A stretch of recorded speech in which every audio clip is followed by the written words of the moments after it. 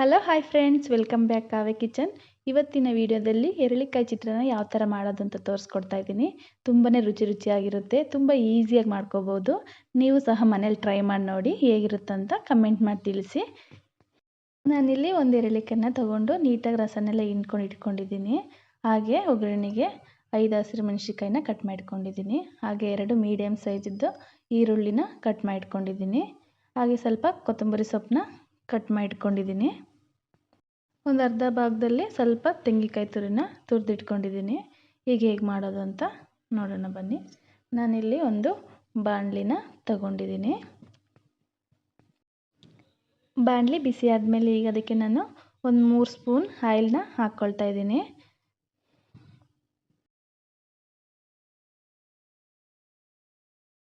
Oil ಬಿಸಿ ಆದಮೇಲೆ ಈಗ ಕಡಲೆ ಬೀಜನ ಒಂದು 2 ಸ್ಪೂನ್ ಹಾಕ್ಕೊಳ್ತಾ ಇದ್ದೀನಿ. ಹಾಕ್ಕೊಂಡು ನೀಟಾಗಿ ಚೆನ್ನಾಗಿ ಫ್ರೈ ಮಾಡ್ಕೋಬೇಕು. ಈಗ ಇದಕ್ಕೆ ಸ್ವಲ್ಪ 1 ಸ್ಪೂನ್ ಕಡಲೆಬೇಳೆನ ಹಾಕ್ಕೊಳ್ತಾ ಇದ್ದೀನಿ. ಅದನ್ನು ಸಹ ನೀಟಾಗಿ ಒಂದ್ಸಲ ಚೆನ್ನಾಗಿ ಫ್ರೈ ಮಾಡ್ಕೋಬೇಕು.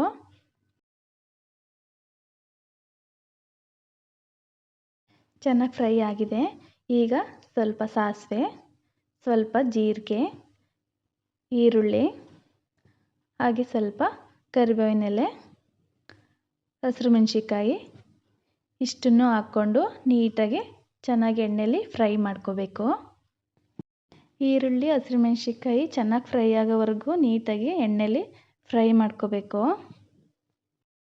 ಫ್ರೈ ಆಗಿದೆ. ಈಗ ಒಂದು 1/4 ಸ್ಪೂನ್ ಅರಿಶಿಣ ಪೌಡ್ರನ್ನ ಹಾಕ್ಕೊಳ್ತಾ ಇದ್ದೀನಿ. ಹಾಕ್ಕೊಂಡು ನೀಟಾಗಿ ಒಂದ್ಸಲ ಚೆನ್ನಾಗೆಲ್ಲ ಮಿಕ್ಸ್ ಮಾಡ್ಕೋಬೇಕು. ನೀಟಾಗೆಲ್ಲ ಮಿಕ್ಸ್ ಮಾಡ್ಕೊಂಡಾದಮೇಲೆ ಈಗ ರುಚಿಗೆ ತಕ್ಕಷ್ಟು ಉಪ್ಪನ್ನ ಹಾಕ್ಕೊಳ್ತಾ ಇದ್ದೀನಿ. ಹಾಕ್ಕೊಂಡು ನೀಟಾಗಿ ಒಂದ್ಸಲ ಮಿಕ್ಸ್ ಮಾಡ್ಕೋಬೇಕು. ಚೆನ್ನಾಗೆಲ್ಲ ಫ್ರೈ ಆಗಿದೆ. ಈಗ ಅದಕ್ಕೆ ಸ್ವಲ್ಪ ಕೊತ್ತಂಬರಿ ಸೊಪ್ಪನ್ನ ಕಟ್ ಮಾಡ್ಕೊಂಡಿದ್ವಲ್ಲ ಅದನ್ನು ಹಾಕ್ಕೊಳ್ತಾ ಇದ್ದೀನಿ. ಹಾಗೆ ಸ್ವಲ್ಪ ತೆಂಗಿನಕಾಯಿ ತುರಿನ ಹಾಕ್ಕೊಳ್ತಾ ಇದ್ದೀನಿ. ಹಾಕ್ಕೊಂಡು ನೀಟಾಗಿ ಒಂದು ಸ್ವಲ್ಪ ಚೆನ್ನಾಗೆಲ್ಲ ಫ್ರೈ ಮಾಡ್ಕೋಬೇಕು. ಕಡಿಮೆ ಫ್ಲೇಮ್ನಲ್ಲಿ ಸ್ವಲ್ಪ ಫ್ರೈ ಮಾಡ್ಕೋಬೇಕು.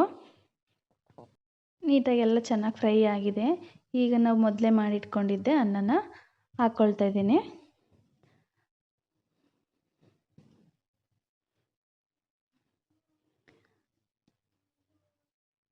ಅನ್ನ ಹಾಕ್ಕೊಂಡಾದ್ಮೇಲೆ ಈಗ ಎರಳಿಕಾಯಿ ರಸನ ಹಾಕ್ಕೊಳ್ತಾ ಇದ್ದೀನಿ.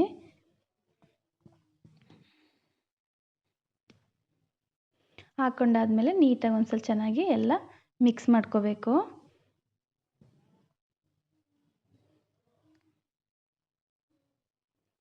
ಲೋ ಫ್ಲೇಮ್ನಲ್ಲೇ ಇಟ್ಕೊಂಡು ನೀಟಾಗಿ ಮಿಕ್ಸ್ ಮಾಡ್ಕೋಬೇಕು.